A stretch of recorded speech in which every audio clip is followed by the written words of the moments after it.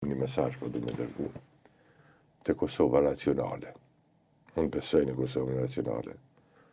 Edhe besoj që shumica në Kosovë është racionale, të popull. Besoj edhe poftoj që të Kosovën racionale dhe të pjekur. Ne kemi nevojë për njerëz të pjekur, me përvojë. Njerëz të cilët nuk e kanë identitet sharjen, shpifjen dhe mashtrimin. Që s'kan tjetër që kam ja përveç kësaj. Njerëz që nuk polarizojnë shoqërinë e që nuk kanë tjetër. Ka plot njerëz që nuk kanë çka të japin tjetër përveç sharjes, shpifjes, mashtrimit dhe polarizimit. Dhe si më thon, një terminologji abstrakte, pa përmbajtje. Unë po shoh zerasin, kudo që po shkojmë, me baftesë kësaj Kosove, qytetarëve të Kosovës racional, qytetarëve të Kosovës familjar, intelektualëve të Kosovës, të profesioneve të ndryshme të cilët me përkushtim lajnë gjurmë në zanatën e tyre.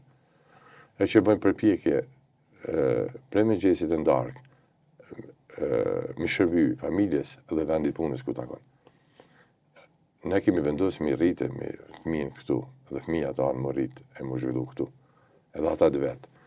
Për me bëjë qatë punë, na duhet një Kosovë sigurt, një Kosovë e pjekur, në duart e pjekura. Koha e populizmit duhet merë fund në Kosovë. Për shembull, ne themi atje që për një grosh vota nuk është mirë me mytë të armën e vendit tonë.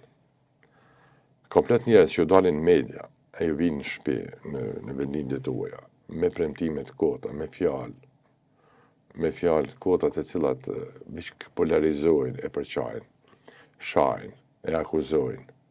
Po ju e pa që me thonë me akuza me shpifje. Vjen një moment kur duhet me punu, apo do një njerëz që do me kry punë, apo do një njerëz që rrinë prej mëngjesit darkë shajnë të tjerët, shpifin për të tjerët, polarizojnë familjar me sveti, a rezultate nuk ka. Qytetari i Kosovës ka nevojë me zgjidh problemet.